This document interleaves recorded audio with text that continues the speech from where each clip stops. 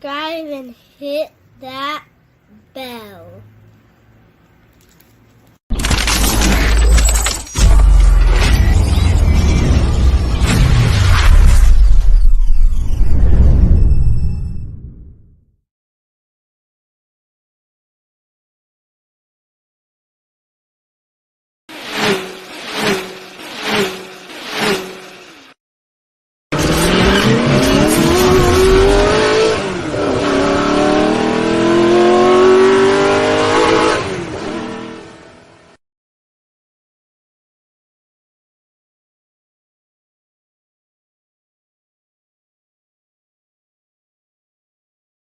Yes, good evening, good evening, good evening.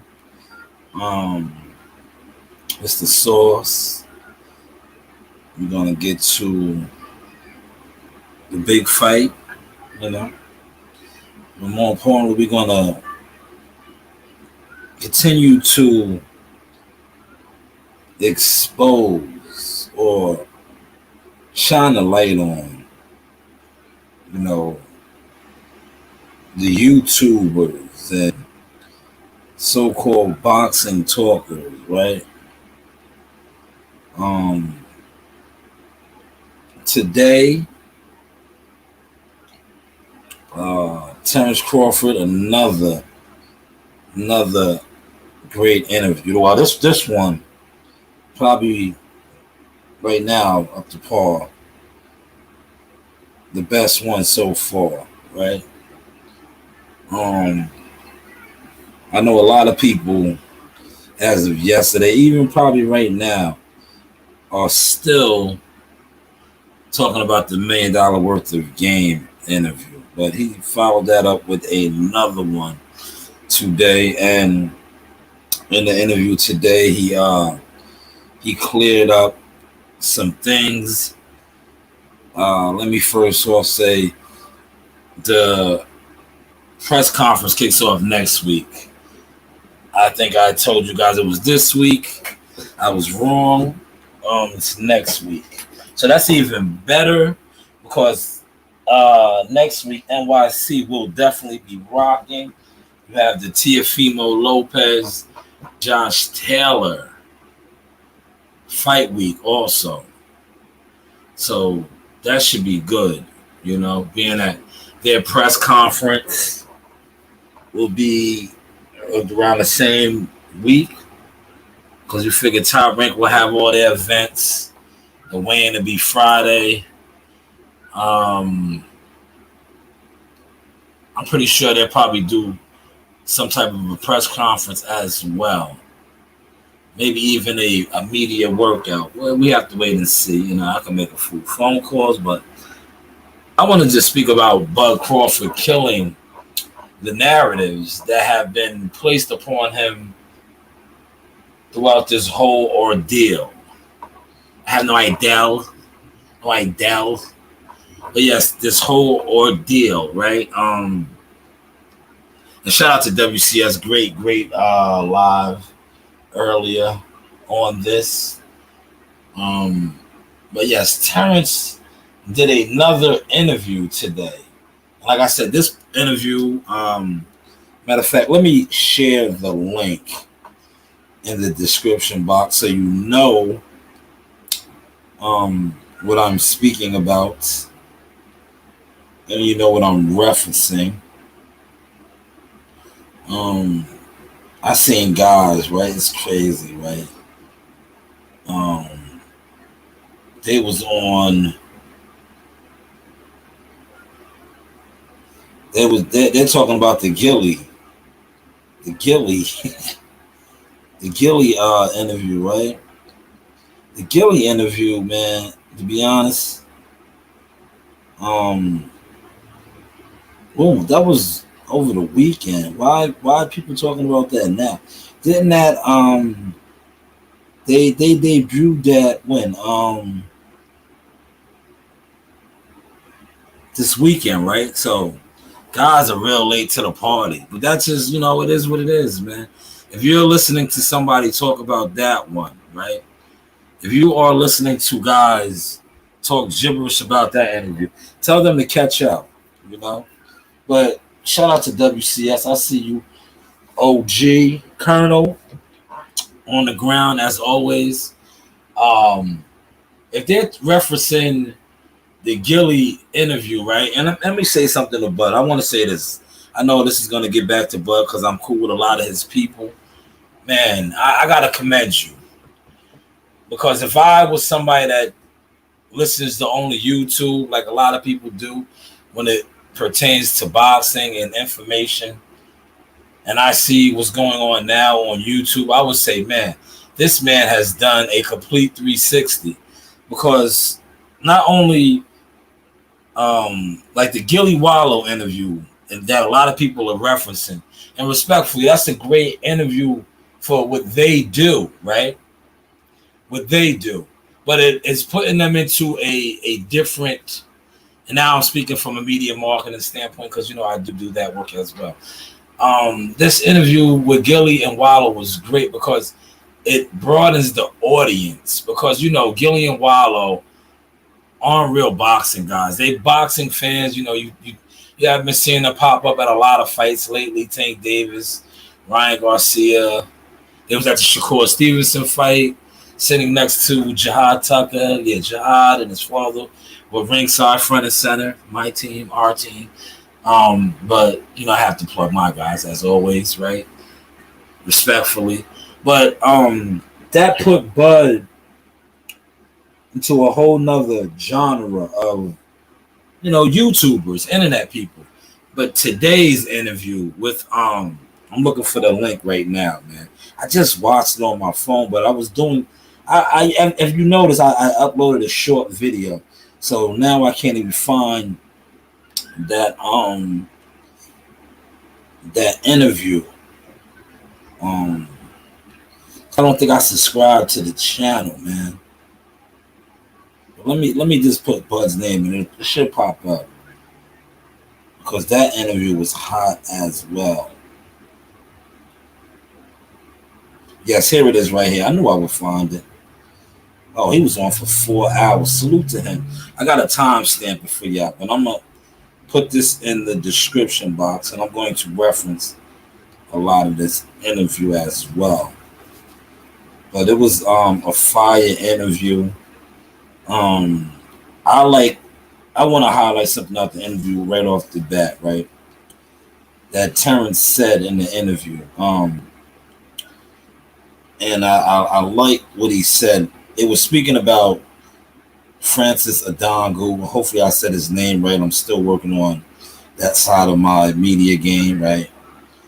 But Bud, they asked the interviewer, he reminds me of a more polished Ellie Setback. Very good, crafty, knows what he's doing. This is it right here. This is the link for those of y'all that want to check it out, especially when I start playing the audio. But they asked him about Adangu. Hopefully I said that right. Francis, who's a hard-hitter MMA fighter, and fighting Deontay Wilder, right? Now, Wilder is not the most skilled heavyweight. I have been on record critiquing him and his skill set.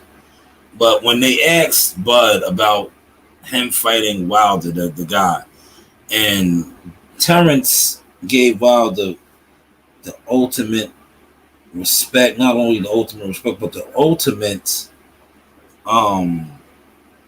warrior salute, I'm going to say. He said that Terrence said, and I'm going to play the audio, but Terrence said that Wilder will put him to sleep. The man's power is unlike any other. And that is correct. The only one to ever get up was Tyson Fury. Everybody else that he touched, he basically really did put to sleep. But Bud highlighted that. And look, that's why I'm only bringing this up to show you how, one thing about Terrence, right? These other fighters and people always talking about being on code, right? Terrence could have been on code, right? He could have been like, yo, because the footage is out there when they asked Wilder about his fight with him and Spence. Who was Wilder going with? Spence, his guy, his fellow PBC fighter. Terrence could have been, say, oh man, Wilder doesn't have skills. He's not the most technically sound fighter. I think the MMA guy would beat him. No, what did he do? He gave Wilder his props. So salute to Terrence for that. That's something that I noticed because I know how I give it up. I might have threw a jab at Wilder, just me personally. But shout out to Terrence for, like they say, staying on code and bigging up Wilder. But definitely check out that interview. Fire interview. But this right here is for the Terrence Crawford supporters. Continue to stand and ride for your guy. EJ fan base, EJ supporters. You guys look crazy right now. Not only do you look crazy, you look like you always have looked to me. Internet guys, internet people, internet weirdos. The fight has been announced. I watched you guys yesterday. You put me to sleep, man. Yesterday around this time, I was physically drained because somebody sent me one of your lives and you guys were talking about Terrence being a liar. Like, the fight is made. Focus on the fight now. But yet you guys are still focusing on, hold on 1 second.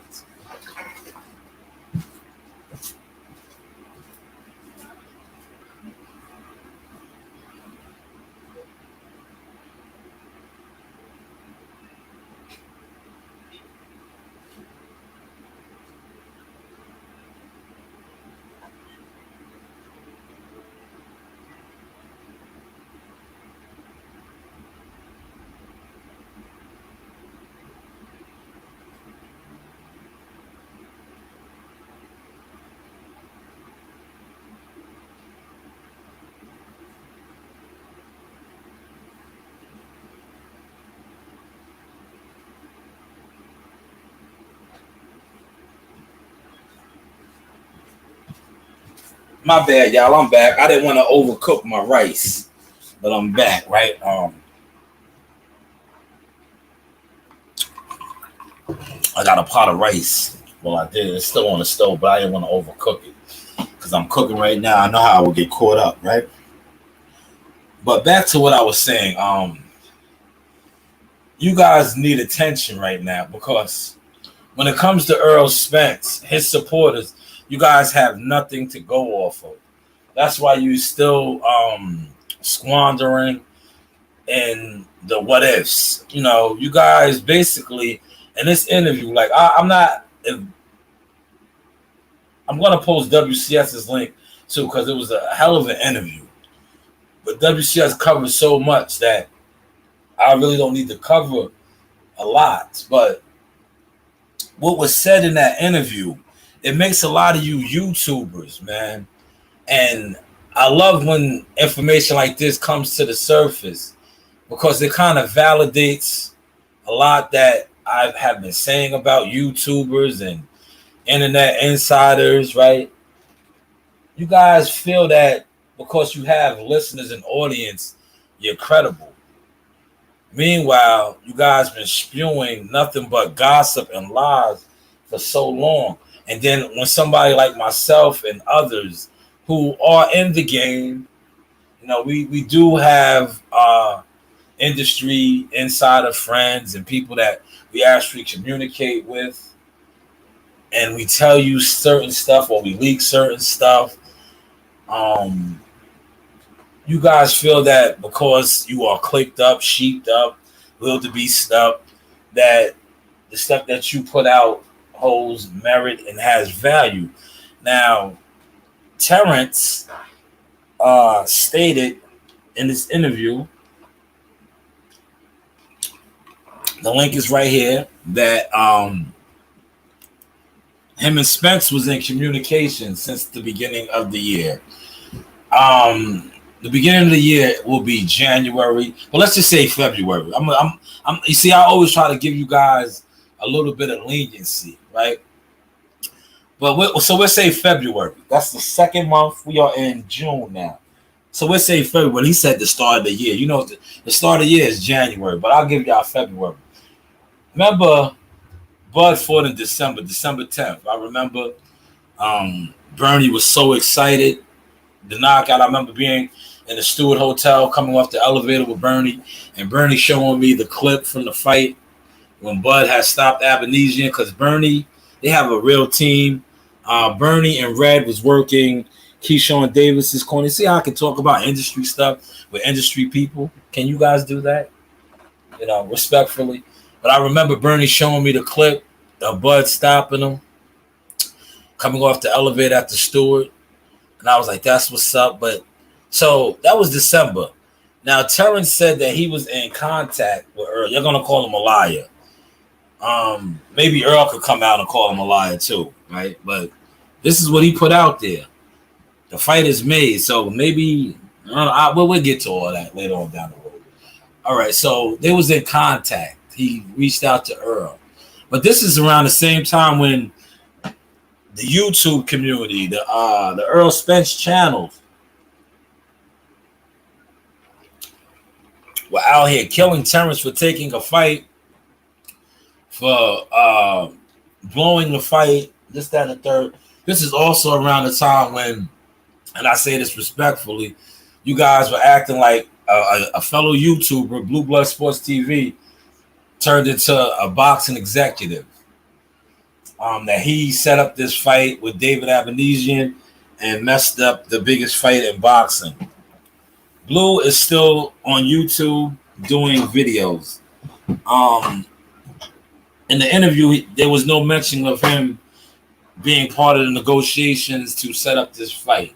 But this is all that around that time where you guys were mad at him.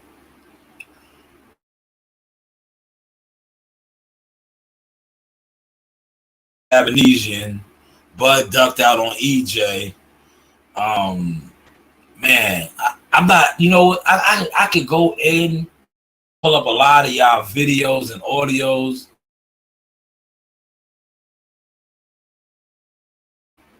You know,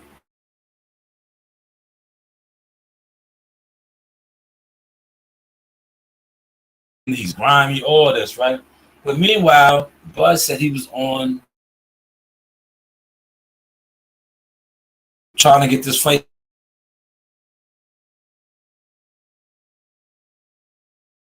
This is why I don't like a lot of you guys. And I'm on record for letting that be known. Because you guys, when it comes to boxing, talking, and boxing business, a lot of you guys look at Twitter and Instagram and IG storylines, because this is around the time when Earl was tweeting and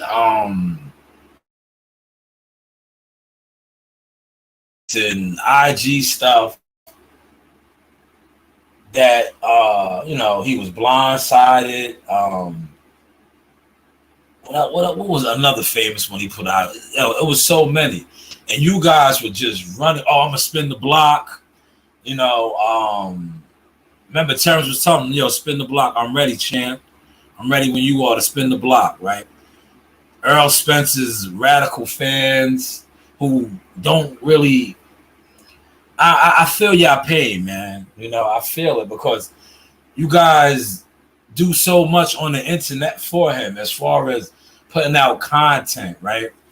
But yet, you don't have no ends with him.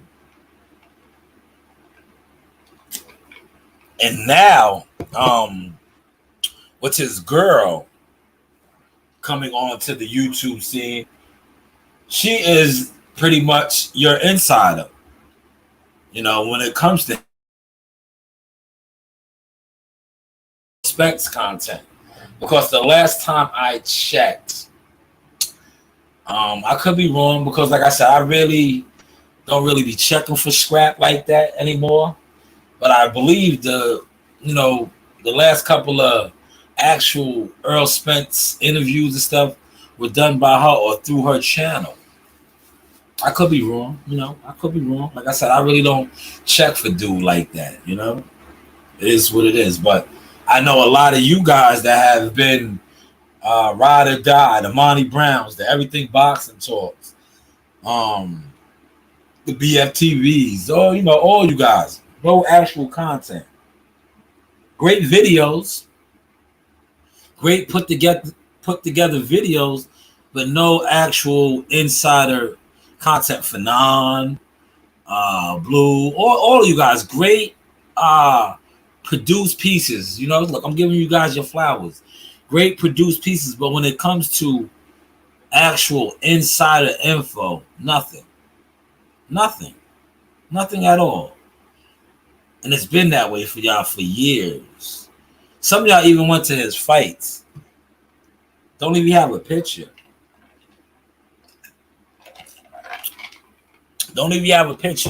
When it comes to getting actual Earl Spence content, if it's not Ellie Setback, it's his girl, Naona Rocks, right?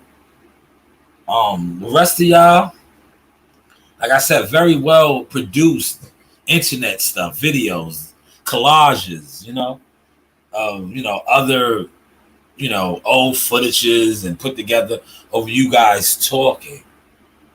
But like I always been stating to you guys, that really is not the goods.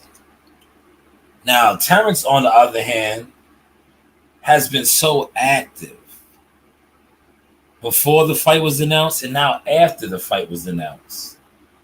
I can recall, I remember speaking with WCS about this. I was like, yo, he was on Fight Hype. And I'm only saying that because, like I said, I have been around Terrence numerous times, right? Asked him for interviews. He's very reserved. He'll take pictures, but the interview, and I remember speaking with WCS about this. I said, yo, at that was the Devin Haney fight, right? I was like, yo, he was wide open with Fight Hype. Like, I was like, that's not like him. He's very well reserved. Like, he'll say, yo, later. Get with me later. You know what I'm saying? But he'll take a picture. He'll chop it up with you off camera. But as far as like getting on camera, he's like real reserved with that. And I was telling World Combat, I was like, yo, he was all over Fight Hype, talking about the Haney fight and Shakur. I was like, yo, he's coming, he's turning the corner, right? Look what happened. The fight got announced. I was like, okay. But now, like I said, Gillian Wallow. The link is right there. Check that one out. This one, to be honest with you, like I said, Stephen A. Smith was all right. It was better for the platform. It was on ESPN. But this one right here, very detailed. A lot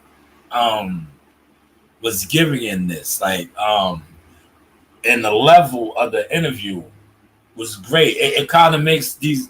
I really, like I said, man, respectfully, I don't like a lot of guys that do content when it comes to EJ on YouTube, because to me, y'all are not official. Y'all are disgusting. Y'all are cowards.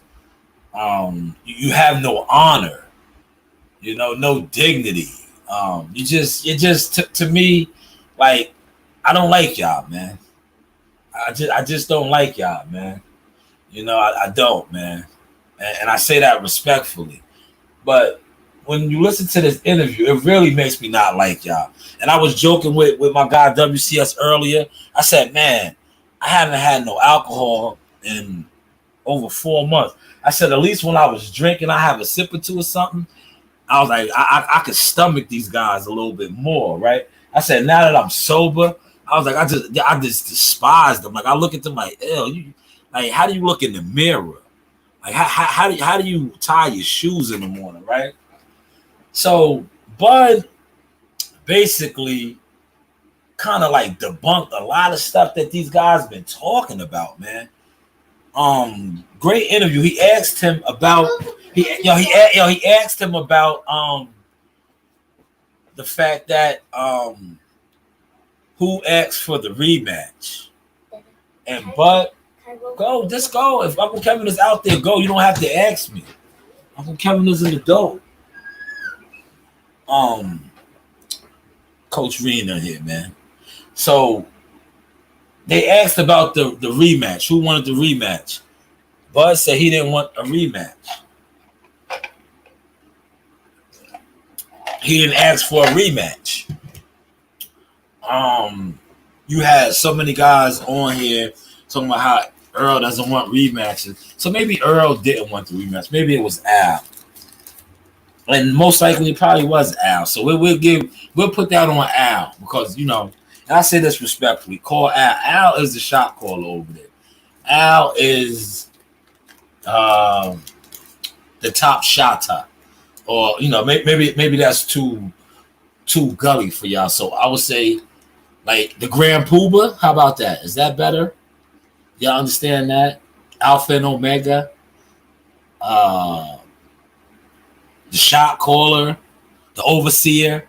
Overseer is better, right? So Al is the overseer. So maybe that was Al's call. Because you always got to call Al, right? Call Al, right? Shout out to Al. So he told the interviewer that he did not want the rematch. That was a lot going back and forth about that, remember?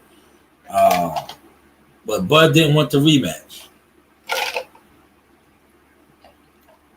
Another important factor in this interview that I found interesting, that kind of debunks a lot of that was spoken on the YTC, was who initiated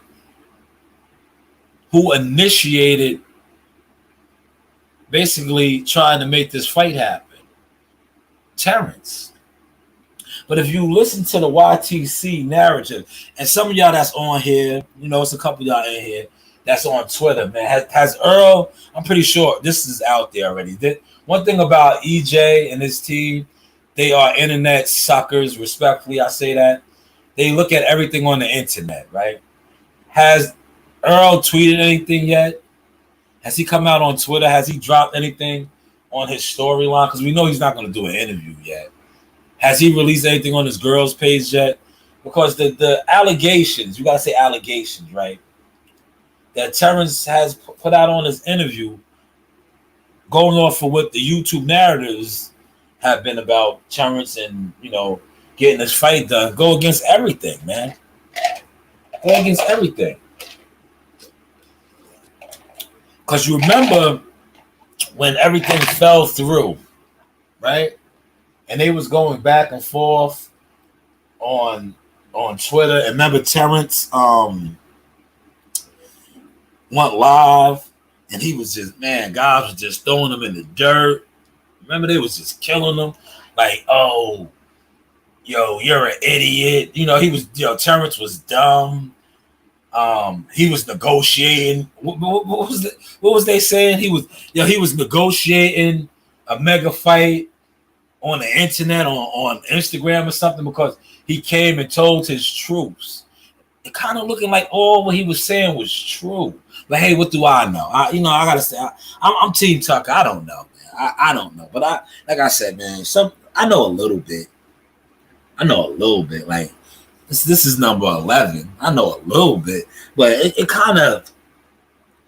When I think back now, man, that's why I'm glad I didn't really throw Terrence under the bus like these other guys, man. When he jumped out there, I remember all these YouTubers, man, these Earl Spence radicals. When Terrence did that live on IG, and he was saying things like, and I want y'all to catch this sauce now, right?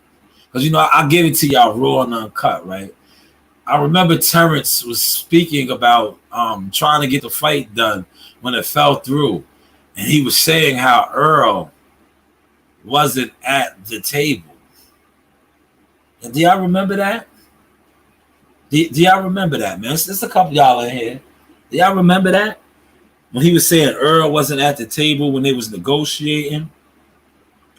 And I'm only bringing that up because now it kind of seems that way. And I say this respectfully because Earl is adding more pieces to his team. You know, he's still with the Grand Poobah, right? But he just recently signed with a a management team. See, when I have time to really sit here and get on my journalistic game, and like I said, I haven't been drinking. So now, like, my thought process, it's like, it feels like I'm in school all over again, in college. You know, I do got 61 credits of associates. You know, I did do some college, you know. And when I think about the things that was said, when Terrence was speaking, right? And it just like I said, I'm a part of a team. So some of the stuff that Terrence was saying, it sounded familiar. But like I said, we're not that big yet, but I'm pretty sure one day we'll get there. But a lot of the, you know, the terminology is pretty much all the same. So when Terrence was saying things that he was like, you wasn't there, you're somebody is speaking for you, yada yada yada. And I was saying to myself, like, this is a guy you guys are saying is dumb. But hey, what do I know? He's sounding like he's more involved than what you think. When I listen to respectfully EJ, EJ comes across, and like I said, respectfully, EJ comes across as somebody that, and this is out of love right now too, that isn't really hands-on when it comes to a lot of stuff that's going on behind the scenes. And that's starting to really show now and play out, because not only is he still with the Grand Poobah, he has hired another set of eyes, because that's what the management team is now. They're just basically another set of eyes to make sure things are being handled properly. Right or wrong? Is that a fair assessment? There's a couple of y'all in here, and everybody that's in here, I believe, is educated, because I'm not. One thing about me when I talk boxing, if I'm not on one, as far as like feel like fronting on people or stepping, I think I'm speaking kind of educated right now about you know, business and negotiating and contracts and sitting at the table trying to make a deal happen, right? So back to what I was saying as I digress, being that EJ has brought in more people to oversee his daily operations, because that's what that new management team was, right? Something like that, right? Maybe I could be off. I don't know. Like I said, I'm not the sharpest knife in the kitchen, but I know I'm not a Dallas either. So now getting back to Terrence, right? When Terrence said all this stuff on Instagram, man, they threw him in the mud. He needed to get somebody. Man, I remember Sean Porter, and I'm only bringing this up because I remember Showtime Sean Porter said that it was going to be hard for him to get the deal done by himself, because he needed somebody to negotiate for him, because Al wasn't going to. Well, look what happened, man. Fast forward, they made it happen. Not only did they make it happen, unlike a lot of those others, play the interview for yourself. I'm not going to play it. But Terrence says that he is not locked in with a contract, a promotion contract. I don't know how that works, because Al Heyman's not a promoter, right? He's an advisor / manager, something with the Ali Act. Look that up too. I don't want to break a lot of stuff down for you, because like I said, I don't know a lot. But Terrence said that he's not signed to PBC or Showtime. It's a 2-fight deal. And there is a time clause for the rematch. Watch this. This was a great. Gilly and Wallow's interview served its purpose. That's not the interview. For those of y'all that's out here breaking down interviews, right? This is the interview y'all should really break down. The Gilly and Wallow is, and I say this respectfully, it's some nigga shit. If you're into the nigga shit, the gossip shit, that's the interviews you want to break down. But if you want to break down an actual good interview, this is the one to break down right now so far. This one right here. Break this one down. Because a lot of gems were giving out in this. He said every single thing Bud said came true, was proven to be true at this point. Oh man, I appreciate that. Let me get to that. Great comment. Great assessment. Great assessment. He said Al gets viewed as an advisor to get past the Ali Act in order to manage boxers. Yeah, Al's a shrewd, very Harvard, Ivy League guy. He knows how to manipulate the system. Salute to him. He got these guys in not a 360 deal, a 720. You can't go nowhere. I own you. AKA Big Red Records. My business hours are 9 to 5. Remember that? Yo, remember, listen. Thank you for that comment. You just got me on something else. Remember, Bud was asking for transparency. He wanted to see the books. My business hours are 9 to 5. Maybe that's another reason why. Man, this is great source tonight, man. Maybe that's another reason why EJ has added a management team. So maybe they can see the books, right? Maybe they can go to Al and see the books. Because my business hours are from 9 to 5. But does that make sense, y'all? For those y'all in here, am I making sense, man? Because they always tell me, man, at least EJ's peoples told me that I don't know nothing. They told me I don't know nothing. They told me I don't know nothing about boxing. Right? But does that make sense, though? I think some of the stuff that Terrence said to me made a lot of sense.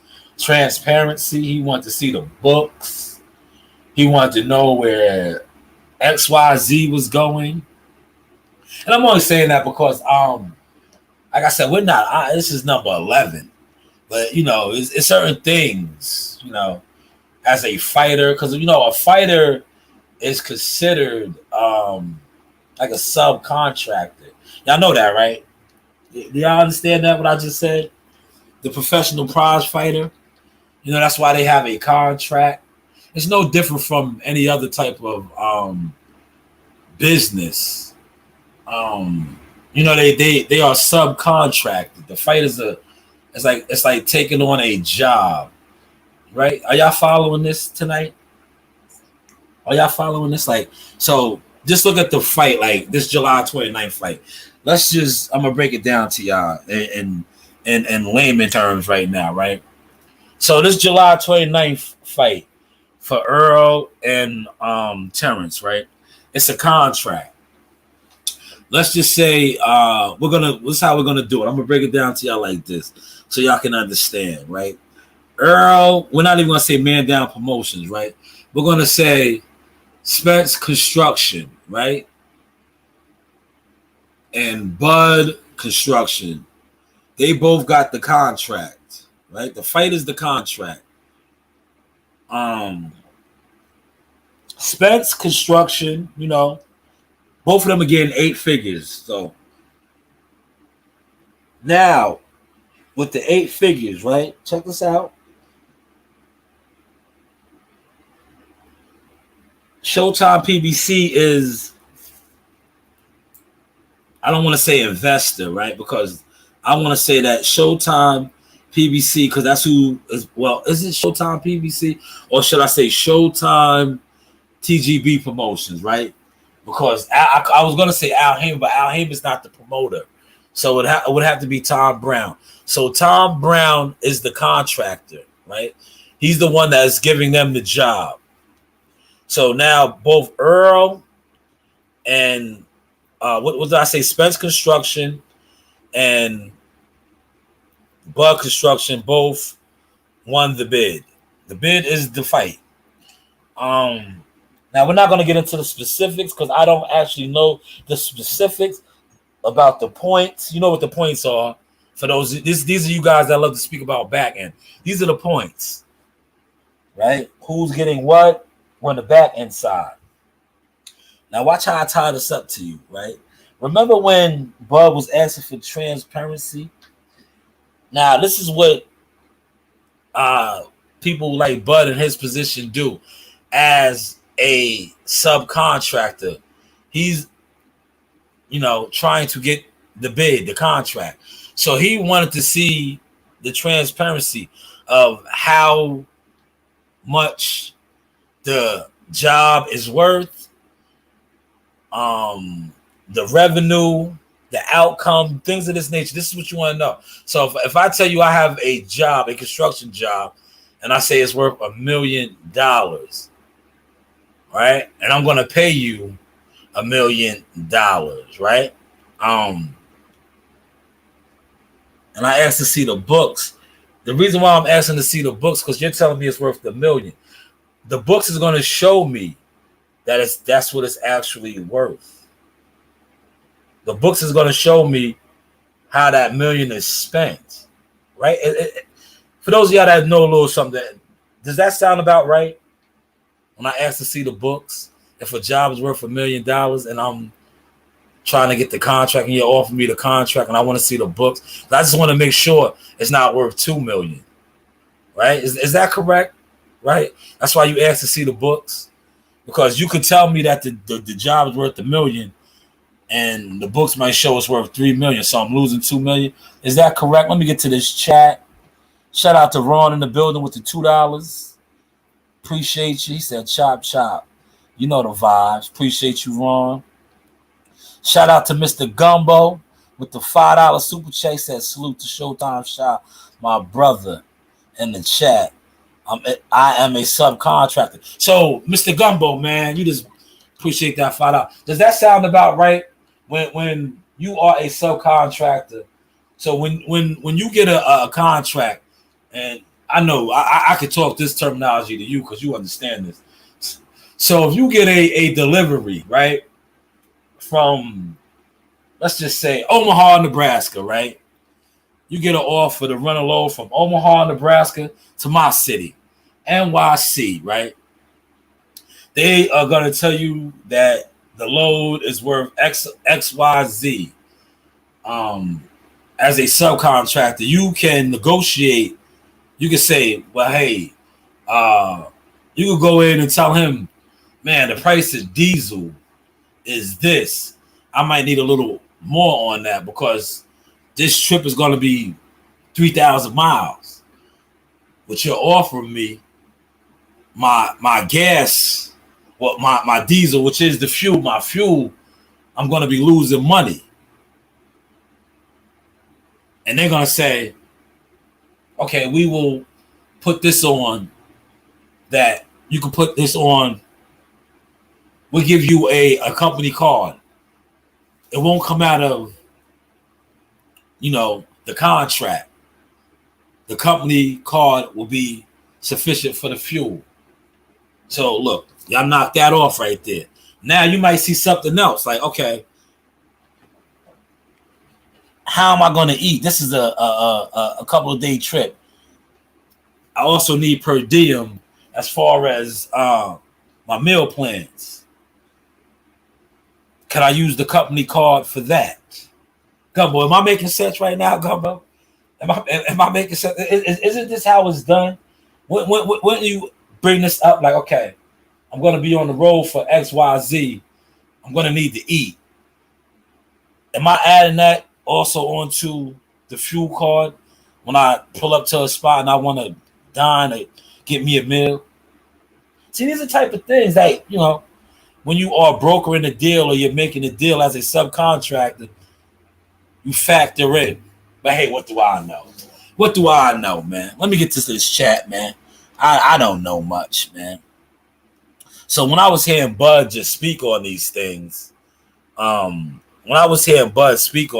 about transparency, wanting to see the books, and then I was hearing all these niggas, respectfully, that probably don't even have a job, probably never seen a contract, probably never negotiated any type of points, don't know about per diems and things of that. You know, it is what it is, man. But salute to the chat. He said, yes, sir, Mr. Gumbo, a.k.a. Hot Grease. Smack the like. Appreciate that, Ron the Dawn. Appreciate that. Oh, man, here we go.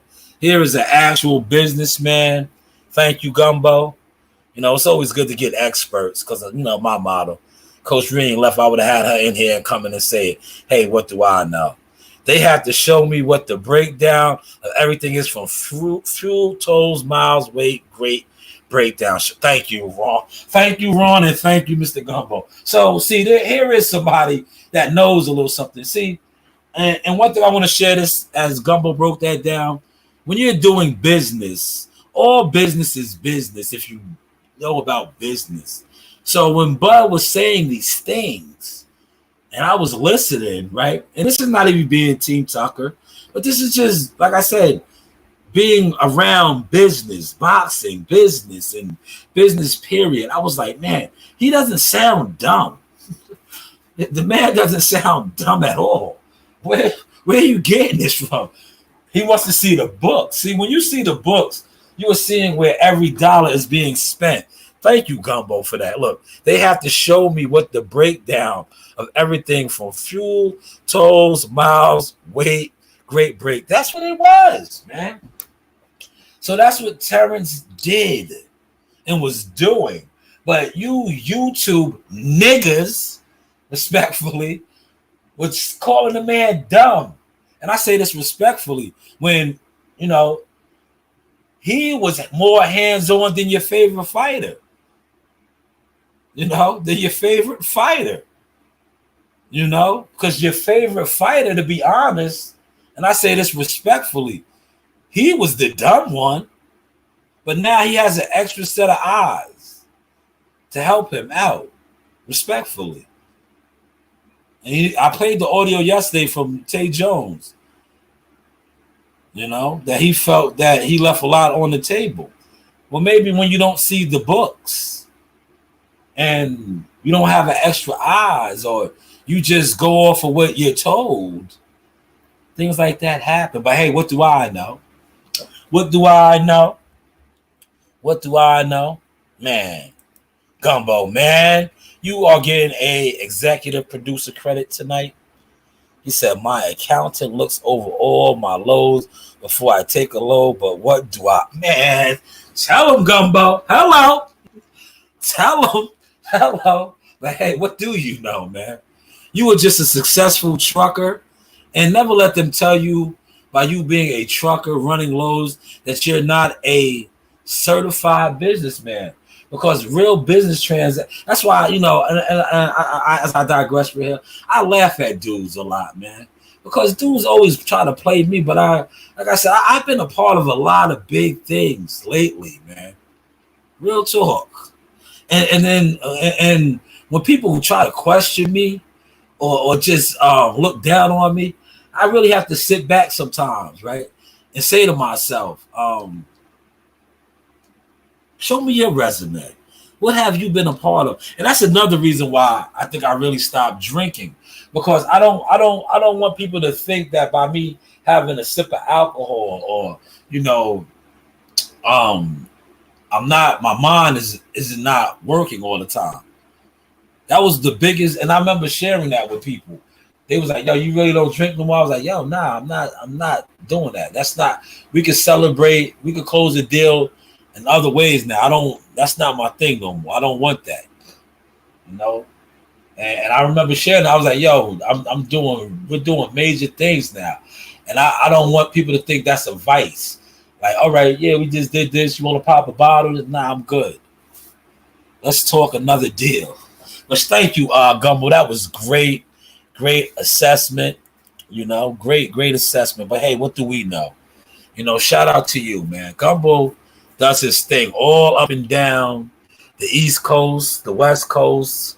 You know, he's a certified trucker. And I say this respectfully. For those idiots out here thinking, oh, he just drives truck. Look up the trucking business. It's $1 million industry. Some would say the trucking industry is just like the fight industry. The fight industry is $1 million industry. You guys are nickel and dime weed sellers and whatever else you're into. If you don't have a weed dispensary and you're just moving a couple of ounces or pounds, you're a nickel and dimer. Don't never question somebody that's doing $1 million businesses. Hopefully y'all caught that source. But as I digress, yes, a lot of people are speaking about the $1 million worth of game interview, which was a great interview, but it was a nigga interview. Listen to this interview that was just done today. Here is shout out to D Young in the building. I see you, my guy. Salute. Yes, True Media today. Shout out to Coach Malachi as well. But definitely check out this interview. Let me get it up here again before I lose it. Very insightful. It made me really. I always had a lot of respect for Bud, but after watching this interview, and because the interviewer was great. The interviewer was great. The questions that he asked Bud were phenomenal. But it just made me have a much more appreciation for how smart Terrence is as a businessman. It just really, I was like, damn, this dude is like, he got his shit together. I always knew he did, but just watching that interview and hearing, and I want to give you your prop, Pop. Watch that interview. You might have been right.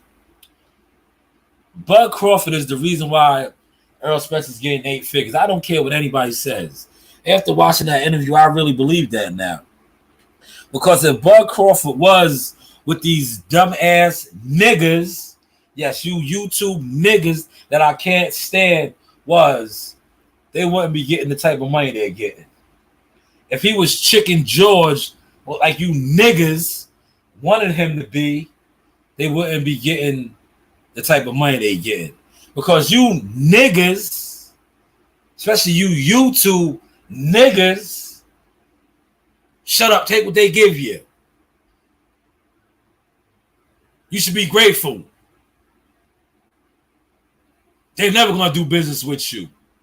Not only did they do business with him, he's pretty much from his side calling the shots. I don't know about the other guy because, like I said, we haven't talked to him yet.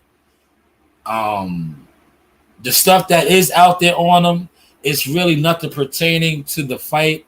It's more pertaining to the inner demons he was battling, right? This is a fair assessment, right? Because that's all we have right now is the AO, XO, man. I keep thinking about the alcohol with him. But the AO interview where he talked about he talked about the battling, the drinking, and the hanging out. But he didn't really get into what a lot of stuff that Bud is getting into as far as like the negotiation, trying to make the fight happen. But maybe, hopefully, like I said, when we do get some content from him, some of these things are brought up and asked, because Bud has, from the start when things fell through, one thing I can honestly say, like the books that Bud has wanted to see, he has been transparent. And I only say that to say this. I watched a live yesterday where you guys were calling him a liar. You idiot niggers, respectfully, got the fight. He can't be that much of a liar. The only liars are most of you content creators that sit on YouTube making thumbnails about a man that just did a 8-figure deal. Yes, 8 figures. Because that's what's being reported. And shout out to the interviewer. He tried to get the real number out of him. And they got to be up there because Bud didn't even want to speak about it. But what it has been reported, 8 figures guaranteed. That's why I said we don't know about what's going on with the points. The points are the numbers, what you guys like to call the back end. But we do know what has been reported with the guaranteed 8 figures. Oh, man. I think right now my live streams are doing very well. I got a record high 8 in here again, man. Last couple of nights, man, you guys have been coming in here. I appreciate that because I'm used to this really coming in here just piling up my catalog. When I say piling up my catalog, I like to just do this on my own and send it to my peoples to show them, like, listen, I've been taking this serious. I'm doing this. Look at this one I just put down. But like I said, salute to everybody that's in here. Let me get to some more of these chats. He said, catch the body, no mercy. I'm still listening. I appreciate that, Gumbo. Got my truck out the shop driving. All right, that's what's up, man. Ron said, trendsetter. Thank you, Ron. But you niggas owe Bud an apology. But more importantly, you niggas, and I say this respectfully, you need to do, and shout out to Capsule Full G, man. Capsule Full G got a fire video out right now. You niggas need to shut your channels down. But I know that's hard for some of y'all to do. Because respectfully, a lot of y'all are grown-ass panhandlers. YouTube panhandlers, y'all can't afford to do it. Because if you shut your channels down, you won't generate no income. So that's definitely hard for y'all to do, right? But a lot of y'all that bash this man, called him stupid, dumb, doesn't know how to do business, need to shut your channels down, man. Not only do you need to shut your channels down, right? You need to do something else. You need to, boxing ain't your thing, man. I'm just being honest with you. Talking boxing ain't your thing, man. But, you know, it's America. We all are entitled to do what we want to do. But as far as calling yourself a boxing insider,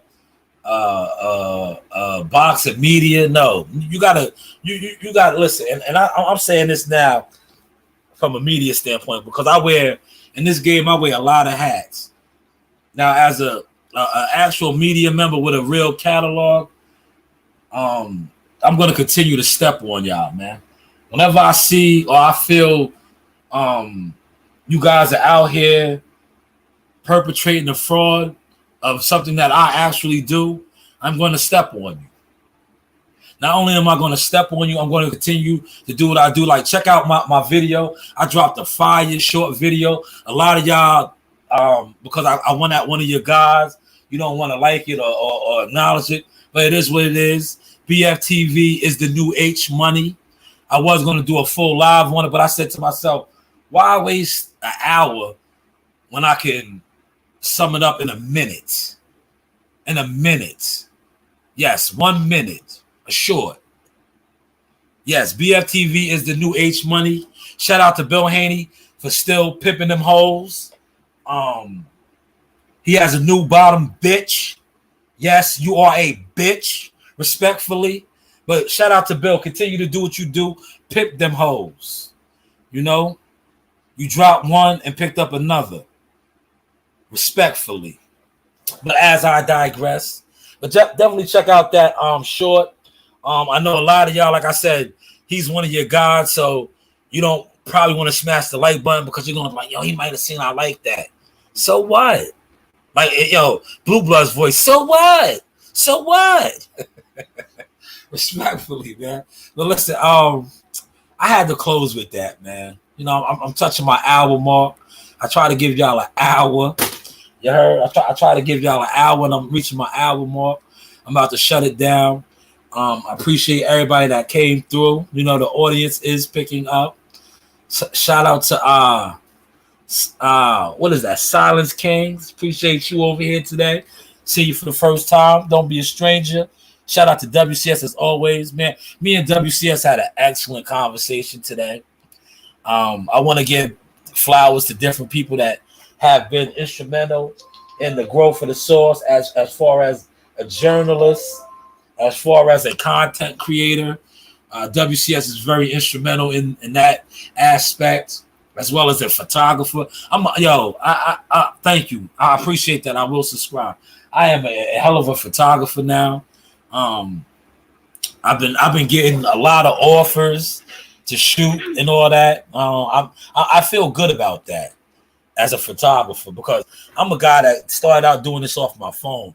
Now I have fighters telling me I could shoot their fights ringside, and I shot one fight ringside, and I didn't have the confidence. I didn't want to do it, and look how it turned out, man. So shout out for that. Appreciate everybody over here tonight, though, man. And like I said, man, shout out to the donations, man. One thing about my donations, and you're gonna see it. Next week is a fight. A couple of kids from the local rec center that I volunteer at, because that's I volunteer down there. I don't get paid to be at the rec center. I didn't get paid. Me and my team, we didn't get paid to blow the rec center up. But right now, the Brentwood Rec Center is one of the hottest gyms on the island. It is what it is. Jihad Tucker's from out there. We have professional fighters. We have a #1 ranked fighter that has came out of there this past what was it? In the wintertime. We have 5 fighters go compete at the Nationals out of that gym.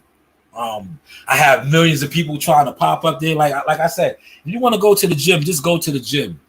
I'm in and out now down there because I am a talent scout. So I do be on the move a lot, but that is the home gym that has produced the gems like Buddy McGirt. Shout out to Buddy. Buddy's from out of that gym, as well as Jake the Snake Rodriguez. Now up to date, Jihad Tucker, who is in action July 1st, Toledo, Ohio, Huntington Center. We also have, like I said, Jamali Tucker, 13-year-old, 3-time defending national champion, #1 ranked. Many others, Amari, the Spence boys, Cassius. The list goes on and on. But if you do want to stop through this, stop through. Joe Dini, a lot of other coaches are down there. I'm in and out, as you can see. This past weekend, I gave you guys a gem of a sparring session between 2 national champions. One who was 18 years old, who was on the verge of turning pro, and Jamali Tucker. They fought 12 rounds. I gave you all 12. That was a future. 2 future champions. That kid, I wish I had. I did post his IG the other day. He is a 3-time national champion as well from Connecticut. He's about to turn pro. By the time he's 21 years old, I guarantee you he will have a major. He could probably get a major contract right now. But him and his father have a plan and a vision, and they're gonna do what they want to do. But definitely be on the lookout for him as well. And just stay tuned, man. We got a lot going on, Team Tucker. Jihad is definitely back July 1st. Definitely get with him. He's looking good. Sparring. And he's just overall, it's getting scary, man. He's 20 years old now.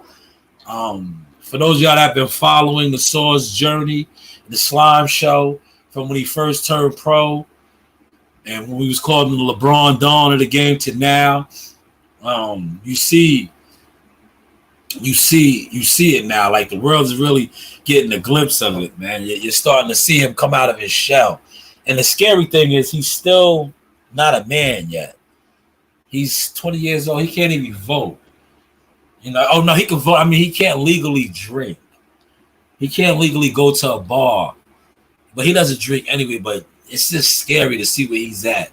And I say this respectfully, I've been to more than half of his fights. I've seen him whip out a lot of grown-ass men. As a teenager, remember, he stepped on the scene at 17. He's 20 now. He's no longer a teenager. But I remember when he was 17, 18, he was beating up grown men. Right? I'm going to share one story before I get off of here. This story right here, I got to share this. This was a great night in Vegas. This was the bubble boxing right here. I'm going to share this with y'all, right? This was the liver shot when he delivered the liver shot in Vegas. This was at the MGM Grand. Oh my God! This was at the MGM Grand. this video right here. We was at the MGM Grand Bubble. After the liver shot. Remember the Hannibal Lecter? He hit boy with the Hannibal Lecter. He stopped him. The delayed reaction, the liver shot. And I could just remember, this was the Richard Comey card. I think it was Richard Comey's card, man. It's been so many. But I believe it was the Richard Comey card. We was in the bubble. Because I've been in bubble boxing a couple of times. But I think this was definitely the Comey. It had to be the Comey card, man. It was Comey. Yo, this is the real Mr. ESPN right here. You know the vibes. Yes.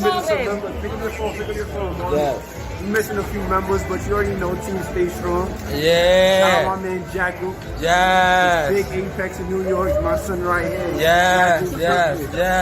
Screw you. Yo, victory. It's a celebration, Yeah. bitches.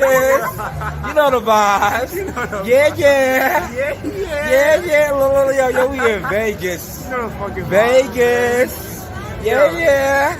Uncle Jay, cousin Mike. Uncle Jay, cousin Mike. You know the Shout vibes. out ESPN, shout out Top Rank, shout out Alvina. That's shout right. out all my supporters, everybody, man. I love all y'all, man. Thank you. Yeah. Yeah. Screw you. Yeah. Look at the team. The team.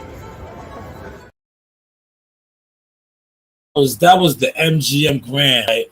That was after the fight. After the fight, they opened the bubble up.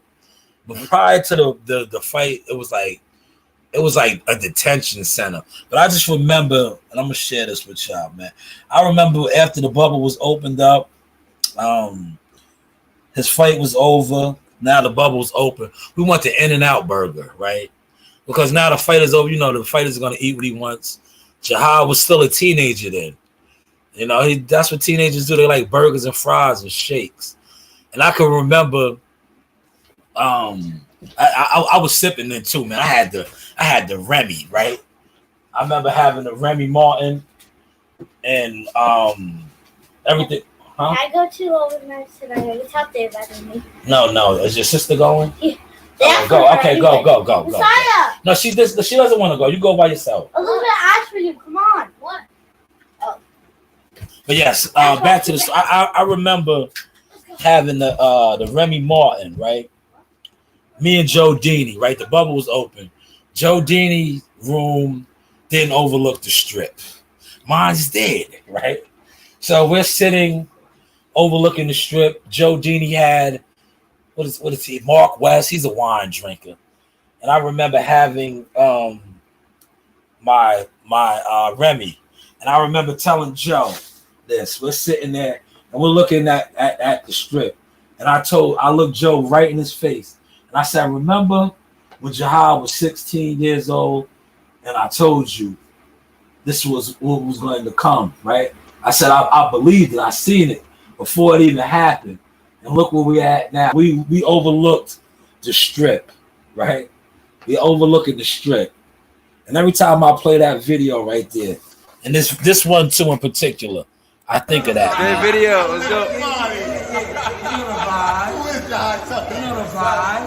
Yo, what I told Mom. He's getting the knockouts, right? He's getting the knockouts tonight. Yeah, hard. That's right, man. You know the vibe. Yeah. You know the vibe. I called his knockout that night in the bubble, right? I said it. I said, yo, he's gonna hit him with a body shot. And I said he's gonna hit him with a body shot and it's gonna paralyze my man. Because I always tell fighters this. I was like, one thing about a body shot, right? Guys can have the hardest head. I'm gonna close on this. I'm gonna give y'all a free gem. A guy can have the hardest head in the world, right? But one thing about your body, the liver, the kidneys, right? You hit somebody in the body, it doesn't matter how strong their chin is, their jaw is, your body, if you get hit in the right, and MMA people, martial artists, guys that know things about pressure points and things like that will tell you this. You hit somebody in a vital organ, you could be the strongest, toughest guy in the world.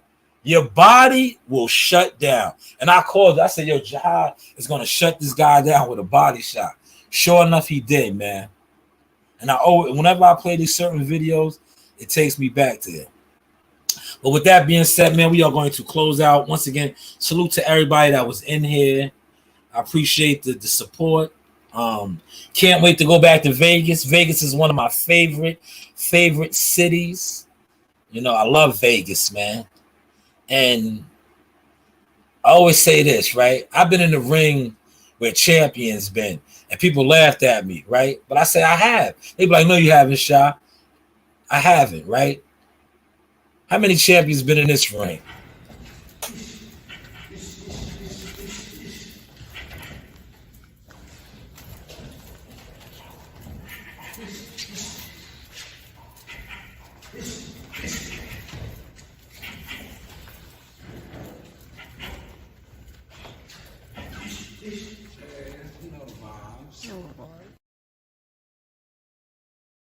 Yo, and I don't know if you're still in here, Pops, but this one right here is for you too. Next time these guys try to emulate or act like they doing anything like the source, right? Tell them to produce some facts like this. Well, stick to yourself, man. You won't let yourself down. Somebody else can let you down. So sorry. Jai, how did the connection with you and Jay Prince happen? Did Jay Prince call you one day and say, hey, it's Jay Prince? And so, all right, I'm gonna sum up the story. Basically, Jackal Fitness, right? One of the guys who, you know, he like a media, all the underground media, you feel me? Go around, you know. So he knew Mike Prince, you know, Mike Prince, Jake Prince, you know, their family. So now, tell Mike Prince about me. Then boom, Mike Prince, he followed me on Instagram. He see all my stuff. All right, cool. We get to the gym. I'm on the phone with him. This is like a week before COVID. You remember when Shakur was supposed to fight the guy who fought Loma? This is right before COVID started. They're supposed to fight like March 13th. I forgot. Man, salute to Jihad Tucker, man, and shout out to any of you other young aspiring fighters trying to make it. If you got the skills, we get deals. Ah! Oh my gosh, he's sweating. Down, Narina. Down, Narina. I'm taking a video. You want to be famous? Like, subscribe, and hit that bell.